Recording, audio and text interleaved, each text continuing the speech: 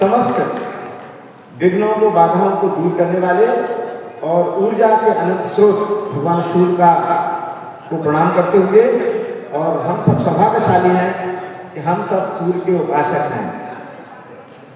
आज हम लोगों ने ध्वजारोहण के पश्चात परम श्रद्धेय राष्ट्रकवि मैथिलीशरण गुप्त, श्री नाथूराम रेजा जी और स्वर्गीय श्री बलदेव मातली जी को पुष्पांजलि समर्पित करते हुए आज महासभा के इस स्थापना दिवस के अवसर पर आदरणीय डल्लू भैया ने कहा था कि हम गिने चुने 75 लोग रहेंगे, तो दोबारा बातचीत की उन्होंने 100 लोग रहेंगे, 100 से ज़्यादा बिल्कुल नहीं रहेंगे।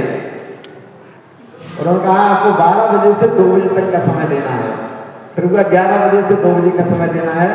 और मैं समझ सकता हूँ कि लोगों में कितना उत्साह है कि 75-100 लोगों को रहना था, लेकिन आज सभागृह में पूरा इतनी बड़ी संख्या में सब लोग उपस्थित हैं। इस अवसर पर उपस्थित कार्यक्रम की अध्यक्षता कर रहे हम सबके गौरव परम आदरणीय लखनलाल नवरिया जी आज कार्यक्रम की अध्यक्षता कर रहे हैं। हमारे अध्यापक आदरणीय के कठिल साहब जी, हमारे यशस्वी बड़े भाई आदरणीय अनिल बहुगुणा जी भाई साहब, आदरणीय राजेंद्र सेठ जी, आदरणीय रमेश सरावगी जी, आदरणीय मनोज चौधरी जी, बहन गीता नगरिया जी, आदरणीय उमेश शरोडिया जी, आदरणीय हमारे श्री बहन सुनीता गांधी जी, डॉक्टर वैभव जी, आदरणीय चैतन साहब प्रदीप जी, और जो एकदम प्रसिद्धि से दूर, देखिए जिन्होंने सारा मंच तैयार किया, अर्चना दीदी थोड़ा सा, जिन्होंने सारा मंच तैयार किया और वो नीचे आकर बैठे हैं, जो लोगों को मंच सौंपा है, ऐसे हमारे राष्ट्रीय अध्यक्ष आदरणीय हमारे माननीय रामगोपाल चरौलिया जी, आदरणीय विजय खैरा जी, और बहुत कुशल संचालन कर रहे हैं हमारे युवा नेता आदरणीय लकी नवरिया जी, सभी उपस्थित भाइयों और बहनों, मैं आप सभी को प्रणाम करता हूँ।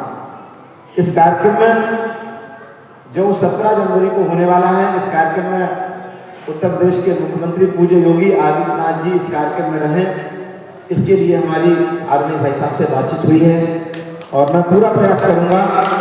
और देखिए कितना अच्छा अवसर है कि हम एक कार्यक्रम का आयोजन हमने कल 3 दिन के लिए रखा है, 8, 9, 10 अप्रैल को 3 दिन का कार्यक्रम हमने लखनऊ में रखा है, जिसमें कल हम पूज्य मुख्यमंत्री जी को हमने बुलाया था, लेकिन अभी तक उनका कंफर्म नहीं हुआ था। और जैसे हम अंदर प्रवेश करें कि स्थापना दिवस के कार्यक्रम में जलपान कर रहे थे, तभी मेरे पास मुख्यमंत्री जी के यहाँ से कॉल आई कि कल महाराज जी आपके कार्यक्रम में 11 बजे रहेंगे।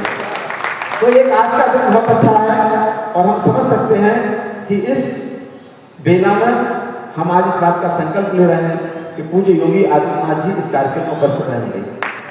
और लेकिन मैंने आदरणीय लखन भाई साहब से एक निवेदन कर रहा था कि महाराज जी जातिगत कार्यक्रमों में नहीं जाते हैं, तो हमें कार्यक्रम का थोड़ा स्वरूप बदलना पड़ेगा।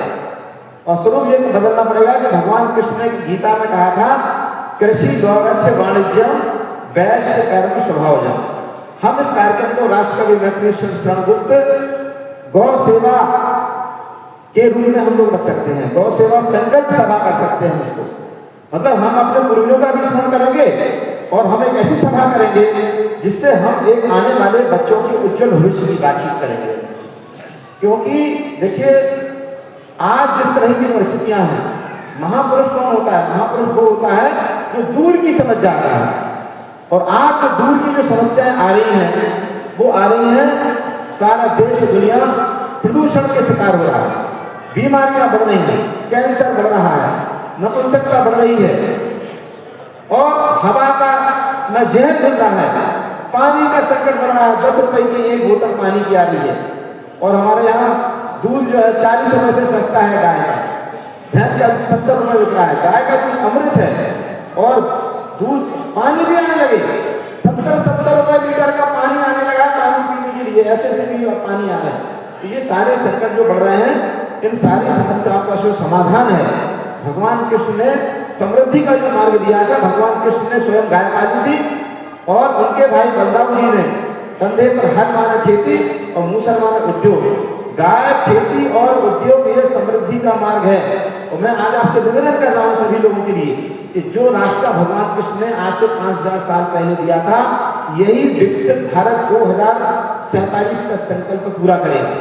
क्योंकि आज जिस तरह से केमिकल खा खा के हम बच्चों के लिए बीमारी परोस रहे हैं, इसलिए मैं कह सकता हूँ कि जितने भी समाज हैं, जाति समाज हैं, उन सब में हमारा जो बहुलगत समाज है ये बहुत ही समृद्ध समाज है। पैसे की दृष्टि से, कारों की दृष्टि से, अच्छे मकान, व्यापार का टर्नओवर, हमारे समाज में बेरोजगारी, यदि बेरोजगारी के बारे में करेंगे तो सबसे कम बेरोजगारी किसी समाज में है तो हमारे घरोई समाज में है, और समृद्धि के मामले में बहुत अग्रणी है। लेकिन हम सब पैसे वाले होने के बाद भी हम अपने बच्चों की थाली में जहर परोस रहे हैं। कोई ऐसा नहीं कह सकता है। हमारे केके कटेजी के मैं खेत पे गया था टीकमगढ़, तो ये इनके फार्म हाउस में हमको ले गए थे और वहां पर गाय थी और भैंसें थी। हम अपने बच्चों को अच्छा दूध नहीं पिला पा रहे हैं। मैंने अभी रतनगढ़ के कार्यक्रम में हमारे अध्यक्ष में गया था, मैंने लोगों से पूछा कि आप सब पैसे वाले लोग हैं, लेकिन कितने लोग हैं जिनके घर में 2 किलो देसी गाय का घी रखा है? बताइए, हाथ खड़ा करो जिनके घर में 2 किलो देसी गाय का घी है। गिने चुने लोग, जिनके लोग बहन रहे हैं, ताली बजा दीजिए। देखिए, बड़ी कार हमारे समृद्ध जीवन का मापदंड नहीं है। बड़ी कार हमारी समृद्धि का नहीं है।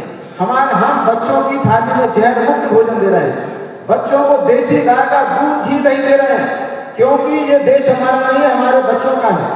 ये संपदा हमारे माता पिता ने जो दी है वो हमारी नहीं है, हमारे आने वाले पीढ़ियों के लिए है। हम अपने बच्चों को क्या बनाना चाहते हैं?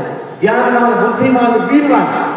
तो मैं आज इस बात को आपसे निवेदन करते हुए अपनी बात को पूर्ण कर रहा हूँ कि हम इस 17 तारीख के कार्यक्रम का संकल्प लें।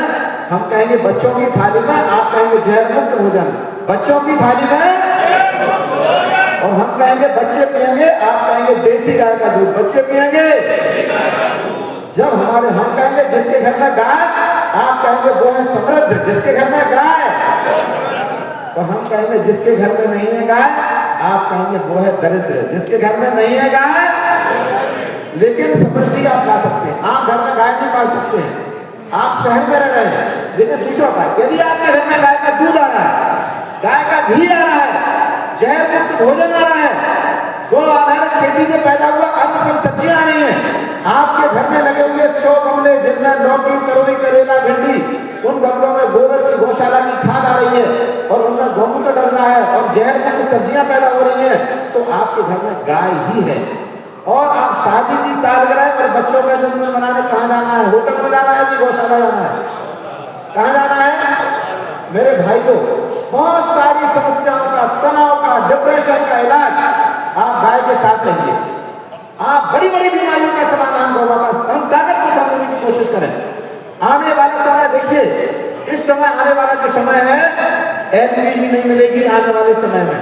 मैं सही कह रहा हूँ, गलत कह रहा हूँ? अब समाधान क्या है बताइए? एलपीजी नहीं मिलेगी तो शहर का क्या होगा और गाँव में क्या अंतर आएगा? अरे गाँव में चूल्हा जला हुआ है, चूल्हा फिर से जलेगा, गन्ने फिर से जलेगी, गोबर के कांडे फिर से जलेंगे।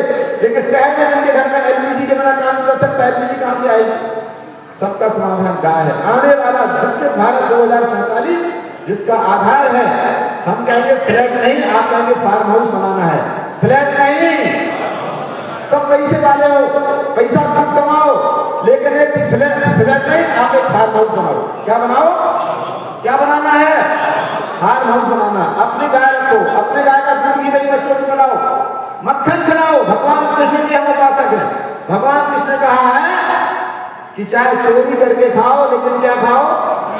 जोर से बोलिए, चोरी करके खाओ लेकिन क्या खाओ? अब कितने लोग हैं बच्चों को माखन खिला रहे हैं? कितने लोग हैं? बहुत कम लोग हैं। जो हैं उनके लिए ताली बजा दीजिए। हम पहचाने, हम अपने लिए नहीं, अपने बच्चों के लिए जी रहे हैं। देखिए, जो पॉलिटिकल व्यक्ति होता है वो केवल 5 साल की सोचता है। विधायक क्या साल की सोचता है? क्या साल की? और सांसद और पार्षद जिनका हमने सम्मान किया, क्या साल के लिए बने? चेयरमैन साहब क्या साल के लिए बने? जो राजनीतिक व्यक्ति होता है 5 साल की सोचता है। जो गृहस्थ होता है वो कम से कम 3 पीढ़ी के बारे में सोचता है। कितने लोग हैं जिनके अपने नाती पोता है? हाँ, क्या करें जिनका नाती पोता है? भाई साहब, यदि आप जिनके नाती पोता हैं और आप बाजार से 1 दर्जन केला ले जाएंगे तो आप खुद खाएंगे कि पत्नी को खिलाएंगे कि बेटा को खिलाएंगे कि बहू को खिलाएंगे कि नाती पोतों को खिलाएंगे? किसको खिलाएंगे? तो सामान्य गृहस्थ अपनी पीढ़ी के बारे में सोचता है। कितनी पीढ़ी के बारे में? 3। नेता के साथ के बारे में सोचता है, लेकिन जो संत होता है वो 7 पीढ़ी के बारे में सोचता है। कितने बारे में? तो आप सब अपने आने वाली 7 पीढ़ियों के बारे में सोचिए। रोज ध्यान करिए, गीता का पाठ करिए, गायत्री मंत्र का जाप करिए और सोचिए कि आने वाली हमारी 7 पीढ़ी सुखी कैसे हुई। परिवार टूट रहे हैं, शादियां हो रही, संतानें पैदा नहीं हो रही, शहरों में IVF सेंटर खुल रहे हैं, लड़कियां भाग रही हैं।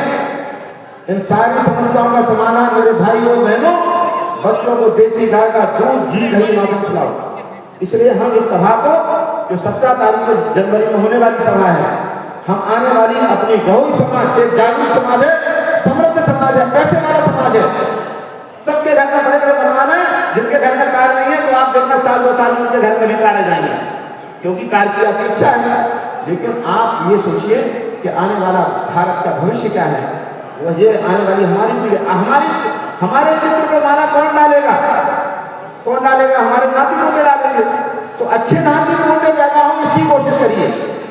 मैं अपने बात को पूर्ण करते हुए निवेदन करता हूँ कि 17 जनवरी हम सबका एक उज्जवल भविष्य का एक संदेश देने वाला है, और ये संदेश पूरे देश को एक संदेश दे कि गौरी समाज में रानी लक्ष्मीबाई झांसी की नगरी में एक ऐसा सम्मेलन किया जो भारत के उन समृद्ध भारत, उन्नत भारत, स्वस्थ भारत का सपना साकार करने के लिए गौरी समाज ने एक बहुत बड़ी पहल की है।